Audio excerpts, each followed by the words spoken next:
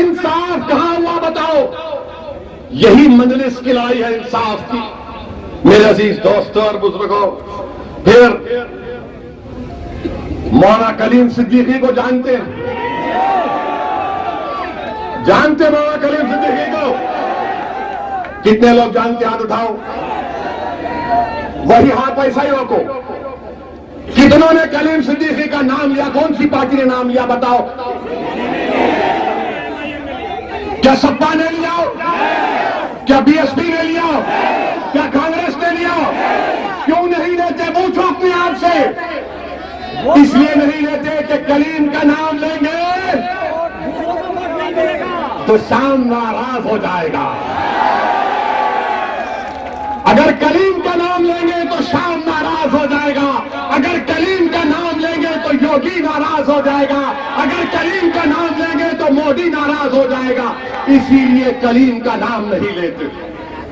मेरे अजीज दोस्तों और बुजुर्गों, हम ही तो बोल रहे हैं मौलाना कलीम सिद्दीकी के बारे में। ये लोग नहीं बोलेंगे। ये कैसा बोलते हैं? इनके पास जो इनके मुस्लिम दुम छल्ले जिसको कहते हैं, इनको बुलाते हैं कमरे में, अकेले बात करके बोलते हैं, देखो तुम एक बयान दे दो। आज ओवैसी ने किस दौर में कहा तुम एक छोटा सा बयान दे दो। जब वो बेचारा मुसलमान हिम्मत करके कहेगा नेताजी आप कह दीजिए ना, हमारा मुसलमान खुश हो जाएगा, तो बोले नहीं नहीं नहीं, अगर हम बोलेंगे तो मोदी और योगी नाराज हो जाएंगे, उनका वोट नहीं मिलेगा।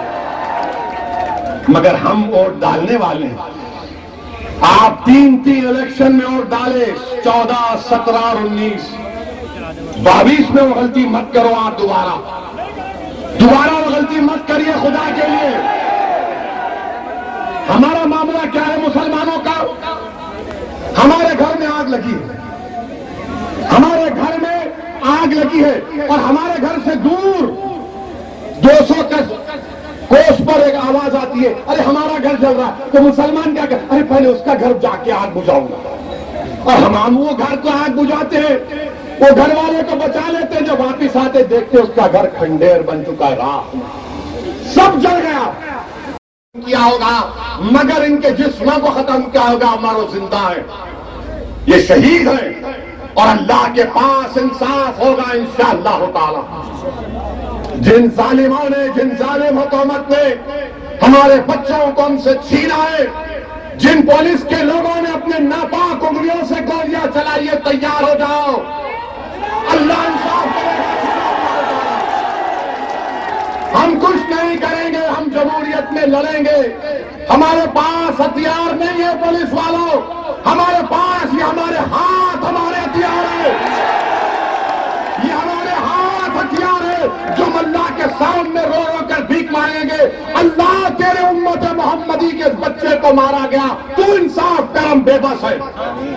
मेरे अजीज दोस्तों और बुजुर्गों, आसिफ, मोहसिन, अलीम और शाहिद की कुर्बानी को याद रखो, याद रखो, भूलो मत इन लोगों को। और वहीं पर मेरे अजीज दोस्तों बुजुर्गों, अब आप देख रहे हैं कि अगर किसी की मौत होती है पुलिस के एट्रॉसिटी की वजह से, हर पार्टी का लीडर पहुंच जाता है। अखिलेश पहुंचते हैं, कांग्रेस की मोहतरमा पहुंच जाती है।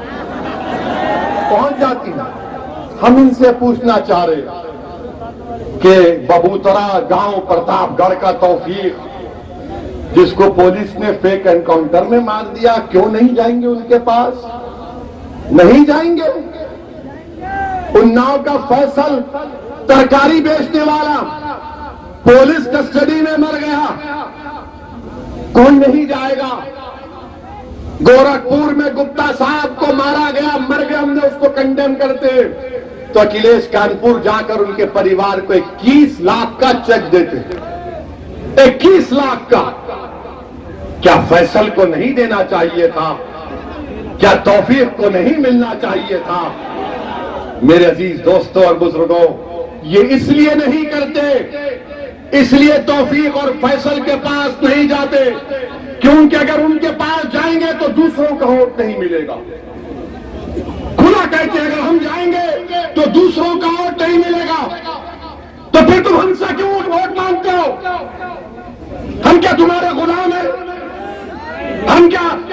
हमारे मुकद्दर में लिखा है कि एक को डाले, बाप को डाले, बेटे को भी मुख्यमंत्री बनाया। और क्या हुआ बताइए आप। मैं आपको मेरठ की मिसाल दे रहा हूं, क्योंकि कल कोई यह ना कह दे कि सौतीन ओवैसी लंबी लंबी छोड़ते हैं मोदी की तरह। आपको मालूम होगा मवाना में एक जमात आई थी, वहां पर एक सब इंस्पेक्टर एक शख्स को बीमार हो गए तो खूब मारा उसको, और बोला तो जमात में जाएगा। एक 60 साल के बूढ़े को पुलिस ने इतना मारा कि उसका पैर फ्रैक्चर हो गया। एक मवाना में एक ज़ईफ को, बल्कि उस एक शख्स के बाप को इतना मारा गया, एम्बुलेंस में ले जा रहे थे तो मार रहे थे। और फिर एक 22 साल की हमारी बहन ताजिम, जिसका नाम ताजिम है, याद रखो, वो 3 अस्पताल में गई। उसके अतड़ियों में दर्द था। ये 9 मई की बात कर रहा हूं, वरना ये 20%, 80% ये बोलेंगे कहां से लाए, कहानी बना रहे हैं। इस ताजीम को लोकप्रिय अस्पताल मीरठ में लेकर गए, बोले नहीं लेंगे। न्यूटेमा हॉस्पिटल लेकर गए शहर में, नहीं लिए। मीरठ मेडिकल कॉलेज को लेकर गए, नहीं लिए।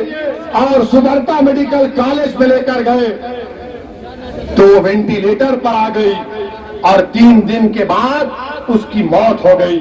मेरे अजीज दोस्तों और बुजुर्गों, ये सबका साथ और सबका विश्वास की निशानी है बाबा। और फिर 6 मई को अमरीन हामिला थी। हिंदुस्तान अखबार की रिपोर्ट है, लिसारी गेट श्याम नगर की रहने वाली।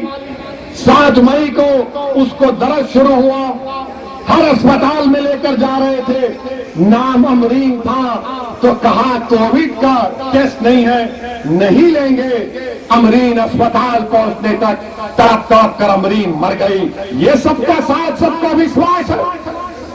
तुमको मायूसी को खत्म करना पड़ेगा। तुमको अपने बुजुर्गों के बहादुरों की कहानियों को दोबारा दोहराना पड़ेगा। मेरे अजीज दोस्तों और बुजुर्गों, इस मीरठ में मावी गांव में क्या हुआ, दिसंबर 2020, जनवरी 2021 को कई मुस्लिम परिवारों को अपना घर बार छोड़कर जाना पड़ा। गांव मावी गांव है। अब आप बताइए, उसी गांव में मैंने अखबार में पढ़ा कि एक बेटी ने अपने बाप से कहा, जिसके 3 बेटियां थी, कि अब्बा हम ऐसे खौफ में नहीं जी सकते। इस बच्ची ने अपने बाप से कहा, अब्बा हम ऐसे खौफ में जी नहीं सकते। मेरे अजीज दोस्तों और बुजुर्गों, कब तक खौफ में जिंदगी गुजारोगे? कब तक डर डर कर वोट डालते रहोगे? कब तक तुम अपनी औलाद के लिए वोट नहीं डालोगे, अपनी ताकत के लिए वोट नहीं डालोगे? मेरे अजीज दोस्तों और बुजुर्गों, फिर वहीं पर आप जानते हैं कि अक्टूबर 17, 2019 को शीमम खान, इसको मीठा के नाम से पुकारा जाता, एनकाउंटर हुआ और इस पर इल्जाम लगा दिया योगी की पुलिस ने कि ये चोरी कर रहा था, मोटरसाइकिल चोरी की, सेल फोन चोरी का। जब शीमन खान उर्फ मीठा ने इंश्योरेंस के कागजात और बिल बता दिए तो पुलिस ने क्या कहा, गलती हो गई एफआईआर में लिखते हुए, गलती हो गई एफआईआर में लिखते हुए। और मीठा को क्या किया, मीठा को खेत में ले जाकर पेट में गोली मारी, फिर दूसरी गोली मारी, तीसरी गोली मारी तो उसकी रेल की हड्डी से निकल गई। आज भी शीमन खान मीठा अपाहिज हो चुका। एनकाउंटर नहीं होगा, एनकाउंटर मेरा है, हर गोली पर मेरा नाम लिखा है। अखिलेश यादव के बच्चे सुनो मेरी बात को। अखिलेश यादव के साथ ही उनकी औलाद अच्छे अच्छे बड़े बड़े स्कूलों में पढ़ेगी। मेरे बच्चों को स्कूल में पढ़ाने के लिए स्कूल नहीं है, स्कूल है तो फीस देने देने का इंतजाम नहीं है।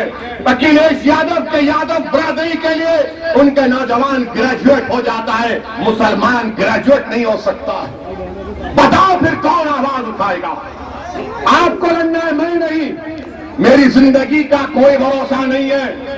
मैं आपको एक पैगाम देने आया हूं मेरे अजीज दोस्तों और बुजुर्गों, आप सिर्फ एतमाद हासिल करो, डर से आगे निकलो। आप सोचते हैं कि अगर वोट नहीं डालेंगे तो क्या होगा? आपने 3 मरतबा वोट दिया ना, 14 में, 17 में, 19 में, तो क्या हुआ? इनका वोट मोदी के गोद में बैठकर इनका वोटर चाय पी रहा। ये हकीकत है, मैं आपको बयान कर रहा हूं। मेरे अजीज दोस्तों और बुजुर्गों, जो लोग हम पर इल्जाम लगाते हैं, बताओ इन दलील जो दिया हो ये सच है या झूठ है? इस पर कोई जवाब नहीं दे सकता।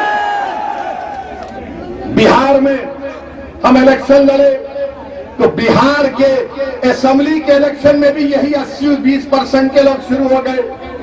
ओवैसी लड़ रहा है, बीजेपी आ जाएगी, बीजेपी आ जाएगी।